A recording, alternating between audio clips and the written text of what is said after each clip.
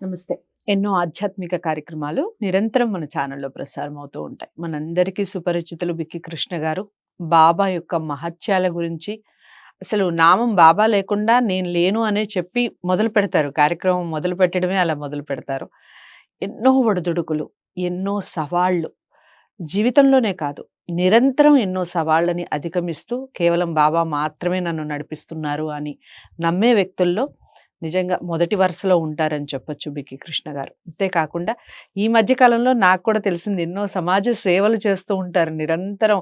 అసలు ఏమాత్రం టైం అనేది ఉండదు. మనకి టైం కేటాయించి మన కార్యక్రమానికొచ్చి ఒక సీరీస్‌లా బాబాకి సంబంధించి చేస్తున్నామంటే అది కూడా నిజంగా బాబా అద్భుతం అనే చెప్పొచ్చు. ఈరోజు ఒక ముఖ్యమైన టాపిక్ మాట్లాడబోతున్నాం. ఎన్నో పుస్తకాలు రచించారు బిక్కి కృష్ణ గారు. ఇక ప్రేమాంజలి అని బాబాకి సంబంధించి ప్రేమతత్వం గురించి ఒక పుస్తకాన్ని రాయడం జరిగింది. త్వరలో రిలీజ్ కాబోతుంది. దానికి సంబంధించిన విశేషాలు మాట్లాడదాం. అంతేకాకుండా షిరిడి సాయిబాబాకి సంబంధించి షిరిడి ఆలయం గురించి దానికి సంబంధించిన విషయాలు, ఇంకా బాబాకి సంబంధించిన మరిన్ని టాపిక్స్ మాట్లాడే ప్రయత్నం చేద్దాం. ముందుగా ప్రేమాంజలికి సంబంధించిన వివరాలు బిక్కి కృష్ణ గారి మాటల్లో తెలుసుకుందాం. నమస్కారం. నమస్తే మేడం. నిజంగా ఇంత టైం కేటాయిస్తున్నారంటే అదృష్టంగా భావిస్తున్నాం ముందు. చాలా అంటే చాలా బిజీగా ఉండి, ఇంత 60 పదులా? 70 పదులా అండి వయసు? 60 దాటింది. 60 పదుల వయసులో మొన్న మైక్ పట్టుకొని మీరు మాట్లాడుతుంటే మీ వాయిస్‌లో అసలు 60 పదులు కనిపించలేదు. మీ యాక్టివ్‌నెస్‌లో కనిపించలేదు. ఎక్కడా కనిపించలేదు. మా మిగిలిన వాళ్ళందరూ అలసిపోతున్నారు గానీ, మీరు మాత్రం అలసట లేకుండా అలా కొనసాగిస్తూ ఉన్నారు. ముందుగా దానికసలు మీకు మీ శ్రమకి, మీరు చేసే పనులకి హార్ట్‌ఫుల్‌గా చెప్తున్నాను. చాలా అంటే చాలా కృతజ్ఞులం మేమందరం చూడటం. మీకు ఇలాంటి కార్యక్రమాలు చేసే ఆయుష్‌ని, అలాంటి తత్వాన్ని మీకు భగవంతుడు నిజంగా నిండుగా ఇవ్వాలని కూడా కోరుకుంటున్నా. ఇక మీరు రాసిన పుస్తకాలు, ఎన్నో పుస్తకాలు నేను కూడా కొన్ని చదవటం, నాకివ్వడం జరిగింది మీరు. బాబాకి సంబంధించి నిరంతరం మాట్లాడుతూ ఉంటారు. ఇక ప్రేమాంజలి. ప్రేమాంజలి ఎందుకు రాయాలనిపించింది? మిమ్మల్ని మార్చేసారనా బాబా గారు? అసలు ఎందుకు రాయాలనిపించింది మీకు? దానికి సంబంధించి వివరణ. మీరన్నట్టుగా నాలో ఒక సహనం. హ్మ్. బాబా చెప్పింది శ్రద్ధ, సబూరి. హ్మ్. అంటే ఆ సహనము అనేటువంటిది సబూరి అంటే సహనం. హ్మ్.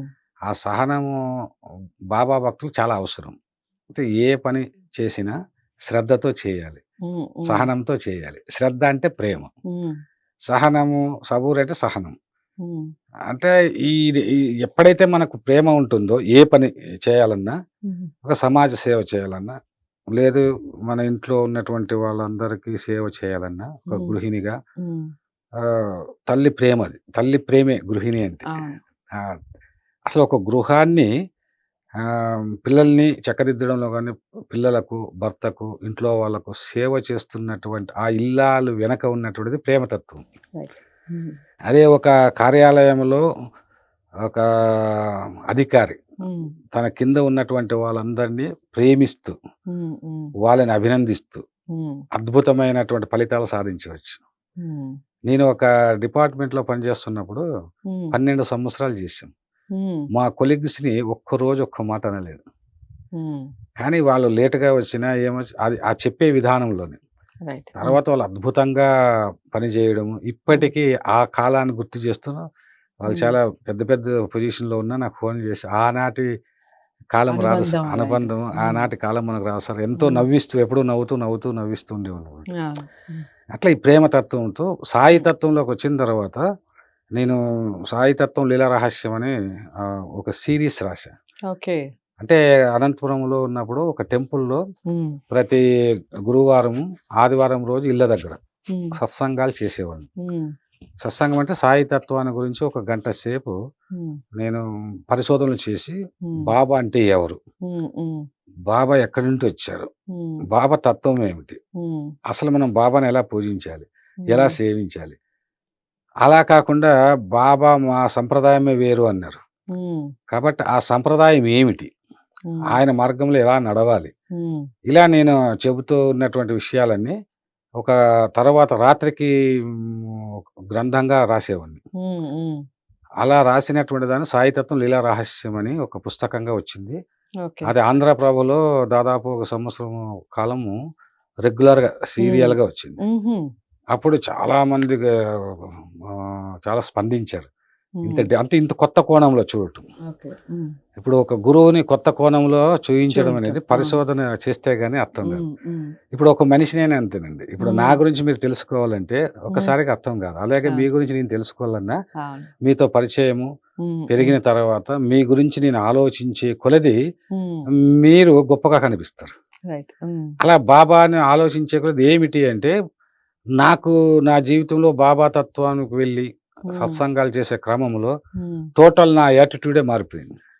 అనేక సంఘటనలు జరిగాయి. అసలు ఈ సంఘటనలు ఎందుకు జరుగుతున్నాయి?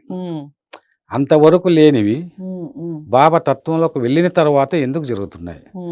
అని అలా ఆలోచిస్తున్నప్పుడు ఒక అపారమైన ప్రేమతత్వం బాబాది. అంటే ఆ ప్రేమ ఎటువంటి ప్రేమ అని అన్వేషించే క్రమంలో నాకు ఈ విశ్వమంతా ప్రకృతి, విశ్వము, సముద్రాలు, నదులు ఇవన్నీ కూడా బాబా రూపాలుగా కనిపించాయి.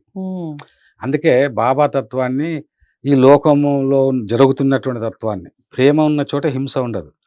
కానీ ఈ లోకం హింసాపూరితంగా ఉంది. అప్పుడు నాకు రవీంద్రనాథ్ ఠాగూర్ గీతాంజలి జ్ఞాపకం వచ్చింది. ఆ గీతాంజలి మోడల్లోనే సాయితత్వం, ప్రేమరాత్వం అలా రాస్తూ వెళ్ళిపోయాను.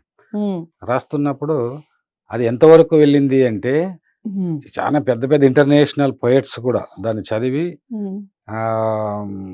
ఒక్క ప్రేమతో రాస్తే ఎలా ఉంటుంది, ఒక కావ్యాన్ని ఒక ఇన్వాల్వ్మెంట్తో రాస్తే ఎలా ఉంటుంది అని అనేక కోణాల్లో రాస్తే, అంటే ఒక కవి ఒక భావుకత, ఒక ప్రేమతత్వం ఎలా ఉంటుంది అనేటువంటిది అనేకమైన ప్రతీకలు. ఎందుకంటే బహుశా నేను అప్పటికి కవిత్వం డిక్షన్ కూడా రాయలేదు. ప్రపంచ కవితా నిర్మాణ పద్ధతులు రాశా నేను. ఆ తర్వాత నేను మార్మికనాథ్ అని ఒక మహాకావ్యాన్ని రాశా.